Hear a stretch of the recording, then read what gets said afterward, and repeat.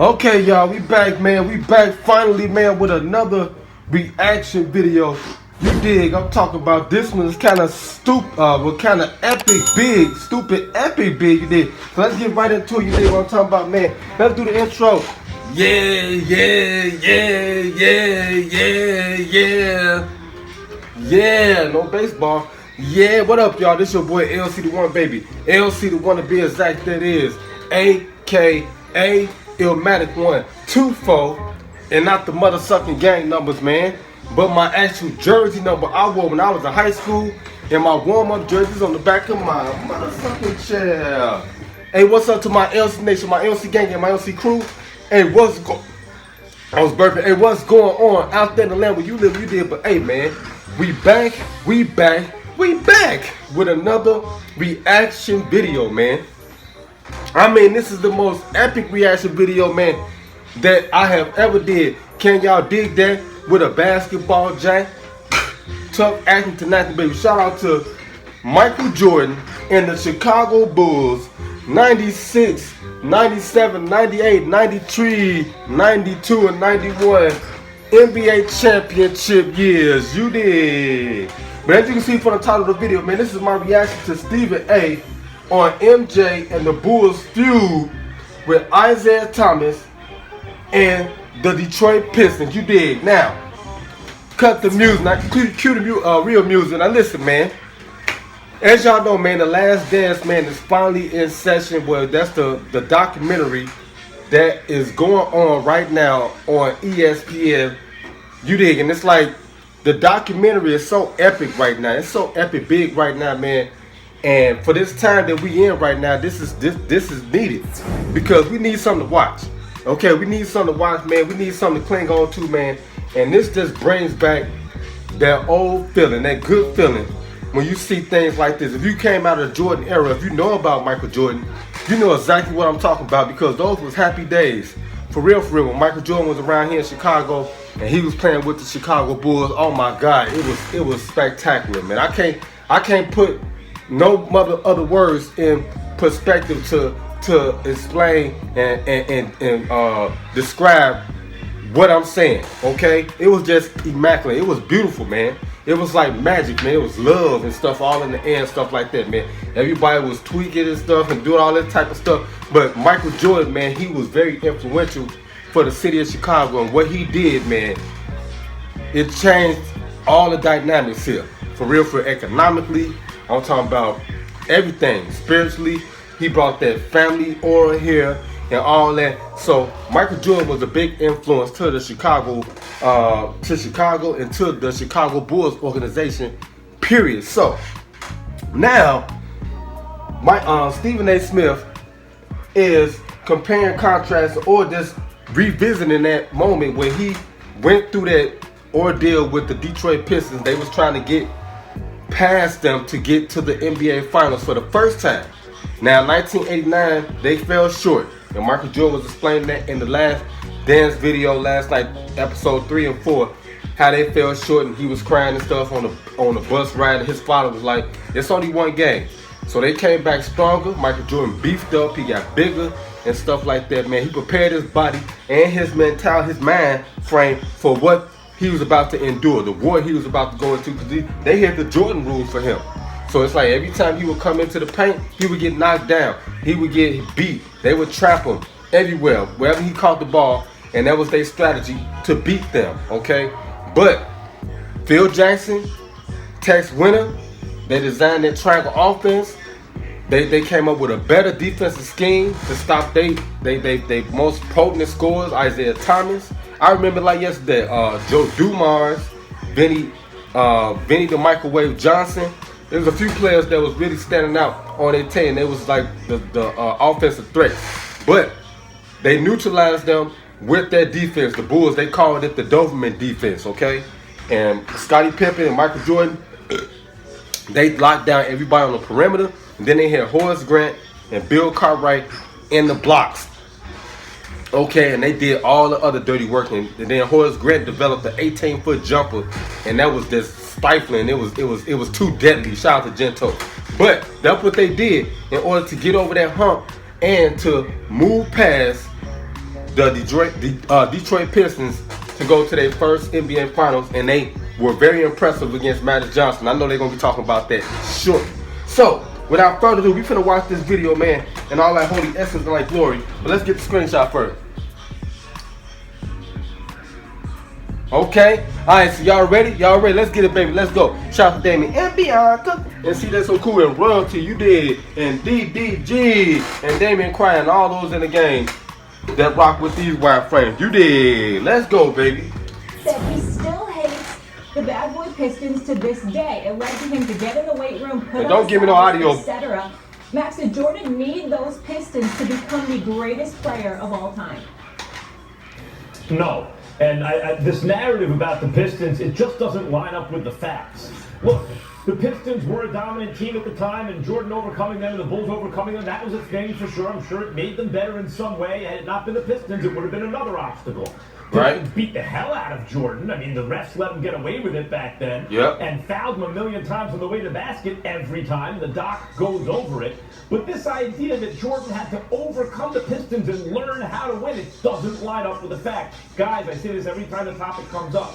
Michael Jordan never played with a single other All-Star. That's the only reason he hadn't already won championships, as in multiple championships. Yep. He was the best player who ever lived.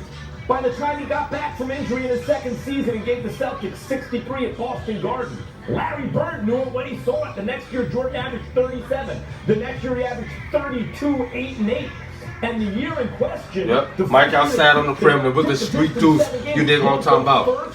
Yeah. Forgot to do that play-by-play. Scottie Pippen. Yeah. He still wasn't in his prime. You can check all the advanced numbers. You can look at the eyeball test talking. He was on his way up still, but he made an all-star team. So what happened? The first time Jordan played with a single other all-star who was not even in his prime yet. Yeah. He beat the Pistons 7 games. Oh, well, they lost. Yeah, because Pippen, the all-star, had a migraine. So basically, Jordan inside, produce off the glass with the finesse. Mike cutting the baseline inside. That's Pippen right there. He became an all-star. You dig what I'm talking about? Here you go, outlet from Michael Jordan to Pippen. Pippen inside, tip-top double, Gorilla. You dig what I'm talking about? Who was that? Clip. Who was that? BJ. Over to Pippen to Mike. Mike on the top of hard duck right there over the head. Looking good. And they walk past him like that. Zeke, you know better. Right, going into that season, he did lead the league in scoring. He dropped about 33 points a game with 3 steals, 6 boards, 7 assists, whatever it was, something like that. And he shot 54% from the field. Yeah. So I understand why the story with Jordan is more dramatic when you make it seem like, well, he had to overcome this insurmountable obstacle, but he somehow got over it. Yeah. Or some kind of story like that. Well, he had to learn how to win. He couldn't score as much. He scored as much as he ever did. He was already good enough to win a championship with even a little bit of help. That's the truth. He didn't need the Pistons to be the GOAT. Well, first of all, you're wrong, and you're wrong in large part. You're giving LeBron James credit for learning how to win once he got to Miami. You're giving Kawhi Leonard credit for learning how to win by being the San Antonio Spurs. He arrived into with the Raptors and did what he did last year. You can't give credit to those two individuals and then ignore the road that Michael Jordan had to go through, which was the Pistons, in order to get to what to where he got to. That's number one. Roll the tape. Rather than leaning on you, I'd rather lean on the expertise of Isiah Thomas, who's a 2-time champion, an all-time 50 greatest player, one of the greatest point guards to ever play the game of basketball, even according to Michael Jordan, who has personally told me over the years that Isiah Thomas is the second greatest point guard in the history of basketball behind Irvin Magic Johnson. And then you also have to take into account what Isiah Thomas himself said on Get Up this morning, and that is this: we were a roadblock, and Jalen Rose highlighted it. If you don't have a true rivalry to go through to really test your mettle, how do you find out who you are, what you're not, and what you need to elevate yourself to in order to become the things that you're looking to become? The Detroit Pistons and Navy. Okay, Mike, inside Tomahawk Duck right there. That's the same play. Show another replay. Mike got about 1,100 of them. Okay, Mike inside through those laps to put in there. Yeah. Oh, okay. Nice little pass, scoop pass right there from Pip to Mike for the tree. The tree. That there was a Game 7, which means that with Michael Jordan and Scottie Pippen healthy, they had lost 3 of the first 6 games of the series, and a Game 7 that particular season was on their home court. Matter of fact, I'm not sure. Okay, Mike get knocked down. They beating them right there. That's what they're talking about. They beating them on their home court. for a Game 7 to go up against Michael Jordan and the Chicago Bulls. And so I look at it from that perspective, and I say to you, it's not a foregone conclusion they would have lost that game. A matter of fact, a lot of people believe that. Look at Mike come across the lane. Because it was at the Palace in Auburn Hills as opposed to the United Center or the Chicago Stadium. Now, by the way, you're right. It was the Pistons were the defending champs. So, but even if there's no way to prove it one way or another. There's no way to prove it one way or another. I'm not saying no question it's impossible for the Pistons to win that game. I'm just saying, isn't it interesting that Jordan had not played with a single other All-Star? As soon as you give him an All-Star, you got to give him credit. An All-Star, just a guy on his way up who made his first All-Star team. There they are in a Game 7 with the Pistons. And my belief is Jordan beats him. I know he didn't shoot well in that game, but that's because he didn't have any help. That Jordan beats him if Pippen is in the game. You can argue otherwise. They were playing the defending champions who would go on to repeat, and at the very least got to a Game 7 where once again Jordan was alone. Then he gets Pippen the following year. Stephen, they swept them. They swept them. I mean, it was never. Whenever that was a year later. That was a year later, and Isiah Thomas was injured. He was playing with one good wrist. Yep. Sure, I understand that. What I'm saying is the facts are as follows. 0 All-Stars doesn't make the finals. Give him an All-Star, takes defending champion 7 games, then that All-Star basically gets taken away in Game 7, they get eliminated. The next year he gets the All-Star back, who's better than ever. They sweep the Pistons. They destroy everything in their path. They win 6 finals, never going to a Game 7. And so the Pistons, need the Pistons? They needed them to become the GOAT. He didn't need them. They were just the obstacle. Did you watch? It could have been someone else. Watch the documentary last night? Did you watch the documentary last night? Did you not hear Michael Jordan and everybody talk about how he engaged and lifted weights? Tim Grover, one of the great trainers in NBA history for these basketball players, talked about how Michael Jordan was a different man after the loss in Game 7 of that conference finals, that he hit the weights, how difficult it is to put on weight, to put on muscle when you do so much cardio as a professional basketball player running up and down the court. Michael Jordan wasn't even the same player in 89-90 than he was in 90-91. So you have to take that into consideration as well. For sure. Now, okay. So now that we heard all that, man, you think gonna talk about, man, for real, and everything in the game with these wild friends, man. Hey, Mike had to, he had to triumph over the Detroit Pistons, in order to, I think, I agree with Max, because Max made a valid point. He was saying that Pippen, was the new All-Star, because Pippen became an All-Star in 1990. That was his first time being an All-Star in 1990, okay? So, Michael Jordan, he was just basically all alone because Pippen did get hurt. He had the migraine and all that stuff right there. But that's what I'm saying. Mike was doing this from day one. When he first started, he was an all-star. His whole 13, 15 years, he was an all-star. And that is very impressive for any NBA player. And he just came in as a rookie, okay? And he was averaging all those numbers. And that was just impeccable. That was impeccable, And I was too young to understand it, but by the time I caught on them, around the 90s, 89, 90, and it's like I was seeing what the Bulls was doing and Michael Jordan, they was raving about him. And they was talking, that this is probably the greatest player that ever lived. And because he was breaking a lot of records. Mike was breaking a lot of records. If y'all look up all the records that Michael Jordan broke, just type it in Google search, and you will see he broke a lot of damn records, and he did it very quickly and very fast in an impressive fashion. And I don't think nobody else, besides probably LeBron James, because he probably about the second player that's getting close to Michael Jordan in that regards, because he breaking a lot of damn records too. But Mike came in and he only played roughly 13 years. And then that one year he played, if y'all watch the documentary, they were saying how Stan Outback or whatever, the coach, he was saying he had to, they had the less of Mike time, because that was the year he scored 63 points in the Boston Garden, and he came back.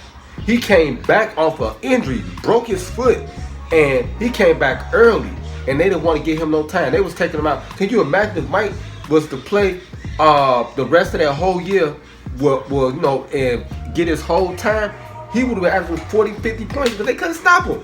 And in that year he averaged 37, I think. He came back off the broke foot or something like that. And it's like he only played like the rest of the half of the game, the season, like 20 games. It was 62 games they played back then, I think, total. But that's what happened. I remember it all, man. And when it took off, everybody was walking through the projects, talking about Bird. And they was like, man, shoot for Bird for three. They would say Bird, you know, man, shoot and stuff like that. But man, Mike changed everything. He changed everything about the NBA. And without Michael Jordan, I don't think the NBA will be what it is right now. But we finna get up out of here, man. You know, because I gotta do other things. But we finna get up out of here, man. Hey, this your boy LC1, baby. LC1 to be exact, that is AKA Illmatic 124, and not the mother-sucking gang numbers, man. But my actual jersey number I wore when I was in high school, and my grandma's jersey on the back of my motherfucking chair. Like I always say, man, keep it pimping and avoid slipping, because they will get your motherfucking ass if you slip on that motherfucking banana peel. You think what I'm talking about, man? And like I always say, man, Church and Reverend God, we gonna believe. Shout out to my LC Nation, my LC Gang, my LC crew. I need y'all like this video. Share this video. Step back, Mike, Kobe. Comment on this video, man. And most importantly of all, man, subscribe to my YouTube channel, man. And turn the notification bell button on. Ding! To get more exclusive dope. Oh, it's right there. To get more exclusive dope content from a pimp, player, gangster, hustler, all about mine, baby. And like I always say, man, Church and Reverend God, we going to 5, a 4, a 3, a 2, a 1, church. And now, I'll let y'all later. Yeah. Hey, man. I'm just gonna keep it 100 with y'all, man. That's for all y'all niggas out there, man. That's saying I ain't the OG, the original. Hey, man. You's a duplicate. You's a duplicate. You's a dude, nigga. Yeah. You's a duplicate, nigga. You's a duplicate. You's a dude, nigga. And I'm the original motherfucking OG, nigga. Yeah, don't forget to get your custom t-shirts, you dig what I'm talking about, from LC the One. You see the custom prints all over the shirt, you dig what I'm talking about. We ain't playing no game. The custom sweater, you dig what I'm talking about, yeah. With the back end print on the same. I got the t-shirts as well. You dig, unisex, long sleeve. You dig, now we got the full zip up. You dig what I'm talking about, stood up with the hood on it. Stood up with the back print as well. You dig what I'm talking about, we ain't playing no game. And then I got the full zip up, custom with the pockets on it and stuff. You dig what I'm talking about, back print and sleeve and print. You dig what I'm talking about, prints everywhere. Then I got the yoga pants. You dig what I'm talking about, joggers. You dig what I'm talking about, for men. And I got the crop new t-shirts for the ladies. You dig what I'm talking about, look at that. She look comfortable in it. Then I got the sports bra. You dig what I'm talking about, get the sports bra. You dig what I'm talking about, the back print. You dig what I'm talking about, the back print. You dig what I'm talking about, we ain't playing no game. And then I got the yoga pants for the ladies. You dig what I'm talking about, biker booty shorts. You dig what I'm talking about, so that that piece can round out. You dig what I'm talking about. Then I got the yoga leggings. You dig what I'm talking about, for ladies, so when she jogging and everything. And I got the capris right there with the custom LC right between the thighs. You dig, and I got the custom socks. You dig what I'm talking about. You ain't gonna find no more socks like that nowhere on the planet. And then last but not least, I got the LC the One jersey. You dig what I'm talking about. Then I got the back print on there. Look at that back print, look good. Then I got the Illmatic One, my street ball jersey with the 2-4 on it. And then I got the little sleeve pull-up bag right there for the ladies. You dig on drawstring bag. And then I got the real backpack. You know what I'm talking about, LC the One. Look at the back, look at the front. You dig, look at the top. You dig what I'm talking about. Everything is looking good. You dig what I'm talking about, in LC the One's neighborhood. And then I got the X-Star iPhone 10 case. You dig what I'm talking about. And then I got the iPhone 6 case, 7, 8, 9. Just order what you want. And then I got the custom print. You dig what I'm talking about, LC the One, baby. And then I got the custom mug, and when you want to get drunk and drink and stuff, to my stream. And then I got the snuggle pillow when you want to get snuggle with your lady. Yeah.